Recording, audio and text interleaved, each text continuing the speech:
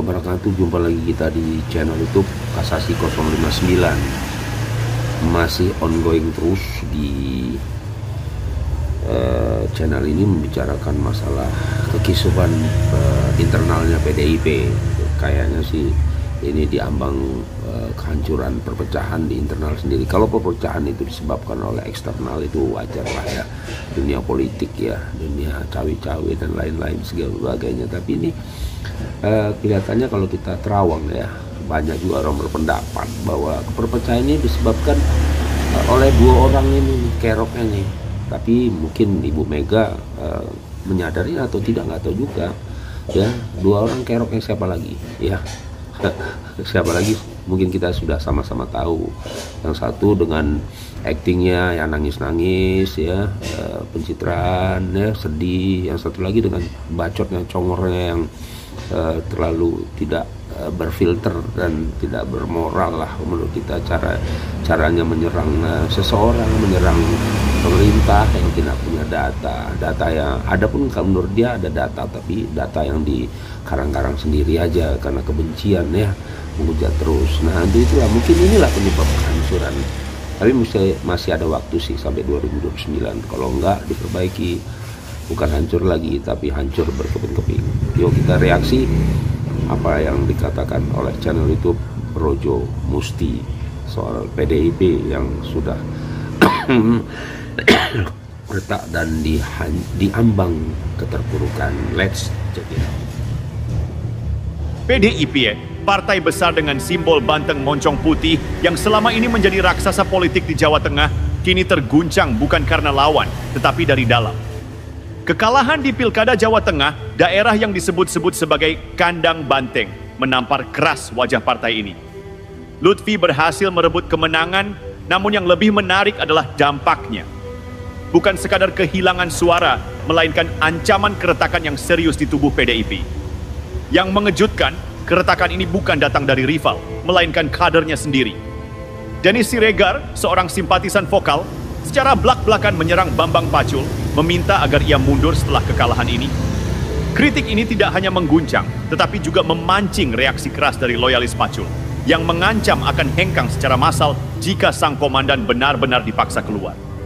Bayangkan, ratusan pengurus, ribuan kader, dan entah berapa simpatisan siap meninggalkan PDIP jika konflik ini tidak segera diredam. Kalau benar terjadi, ini bukan sekadar tsunami politik di Jawa Tengah, tapi potensi gempa besar yang bisa meluluh lantakan struktur PDIP hingga pusat. Tapi, apakah ini benar-benar mengejutkan? Atau ini hanyalah akumulasi dari apa yang sudah lama bergejolak di bawah permukaan? Fakta bahwa kader PDIP sendiri menjadi musuh dalam selimut adalah ironi yang terlalu besar untuk diabaikan.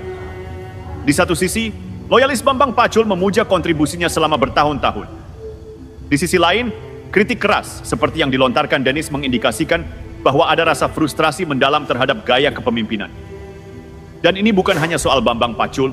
Lihatlah bagaimana beberapa kader lain seperti Hasto dan Deddy Sitorus sibuk menyerang Presiden Jokowi dan keluarganya. Pertanyaannya sederhana, apa motif mereka?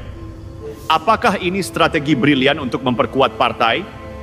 Atau ini justru langkah bunuh diri politik yang dilakukan secara sukarela? Publik melihat ini sebagai drama yang tidak lucu. Ketika partai terbesar di negeri ini memamerkan konflik internal seperti ini, apa yang diharapkan dari rakyat? Solidaritas, simpati, tidak, yang muncul justru antipati. Bahkan, banyak yang mulai bertanya-tanya, apakah PDIP sedang menggali kuburnya sendiri? Jika ini adalah cara Partai Demokrasi Indonesia Perjuangan menjaga eksistensinya, maka partai ini sedang menghadapi dilema yang serius. Di satu sisi, kekalahan di Jawa Tengah adalah sinyal bahwa rakyat mulai mempertanyakan relevansi mereka.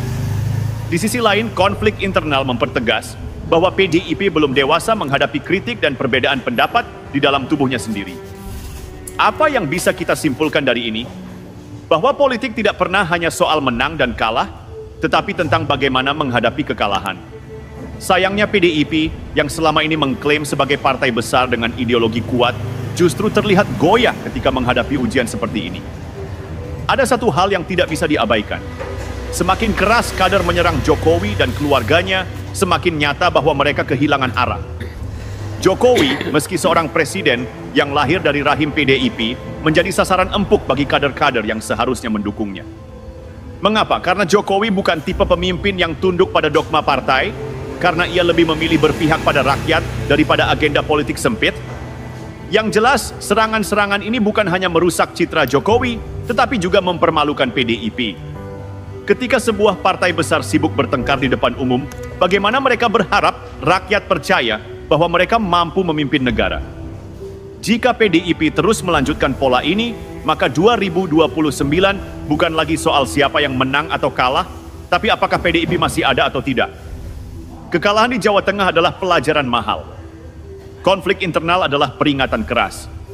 Jika mereka gagal menyelesaikan masalah ini, maka sejarah akan mencatat bahwa PDIP dihancurkan bukan oleh lawan, tapi oleh kesombongan dan kebodohan kadernya sendiri. Mungkin benar, karma politik sedang mengejar mereka. Dan jika itu terjadi, jangan salahkan rakyat. Salahkan mereka yang lupa bahwa kekuasaan tanpa integritas hanyalah jalan pintas menuju kehancuran.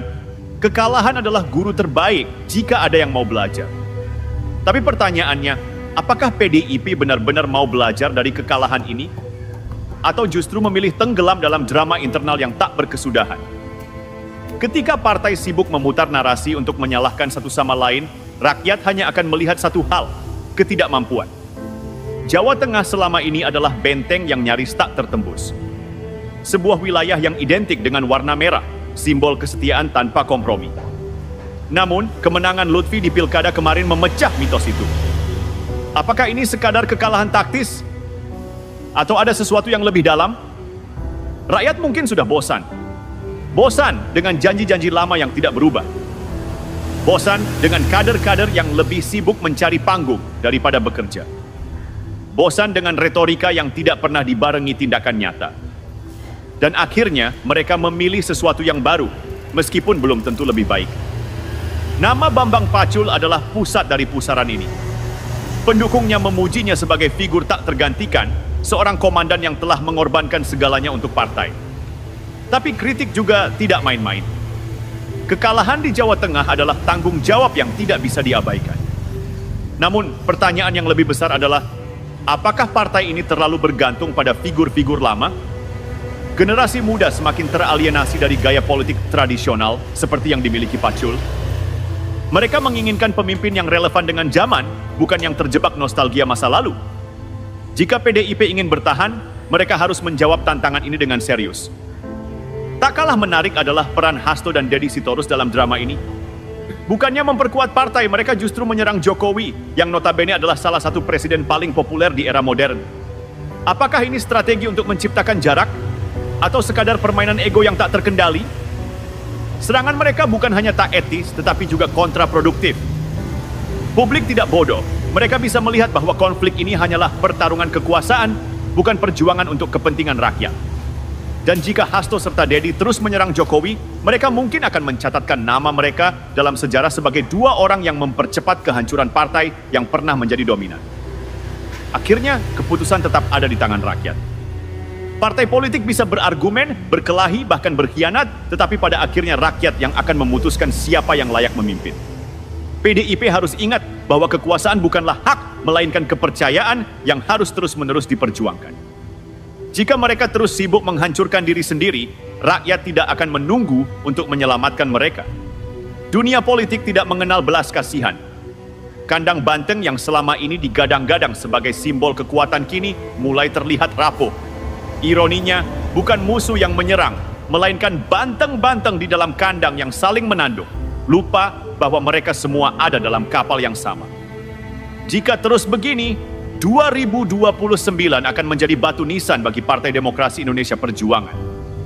Bukan karena rakyat tidak mendukung, tetapi karena mereka sudah lelah menunggu perubahan yang tidak pernah datang. Jadi, apa langkah selanjutnya? PDIP bisa memilih untuk berubah, membangun kembali fondasi yang retak, dan berdamai dengan realitas. Atau mereka bisa terus berlarut-larut dalam konflik internal, menunggu saat di mana rakyat sepenuhnya berpaling. Sejarah telah membuktikan yang terbesar sekalipun bisa runtuh jika terlalu lama terbuai oleh kekuasaannya sendiri. Apakah PDIP akan belajar dari ini, atau akan menjadi contoh berikutnya dari bagaimana kekuasaan tanpa introspeksi adalah jalan menuju kehancuran? Kita tunggu dan biarkan waktu yang menjawab. PDIP sebenarnya masih memiliki peluang untuk bangkit, jika mau. Namun, peluang ini bukan datang dari retorika kosong atau serangan balik kepada mereka yang berani mengkritik, melainkan dari keberanian untuk merombak total cara kerja partai. Pertama, PDIP harus mulai menerima bahwa zaman telah berubah. Generasi muda, termasuk Gen Z dan milenial, tidak akan terpikat oleh gaya kepemimpinan yang usang atau cara komunikasi politik yang hanya mengandalkan simbol dan loyalitas buta. Mereka menginginkan gagasan segar, transparansi, dan keberpihakan nyata pada isu-isu yang relevan, seperti lingkungan, hak asasi manusia, dan pemerataan ekonomi. Kedua, partai ini perlu segera mereformasi sistem internalnya.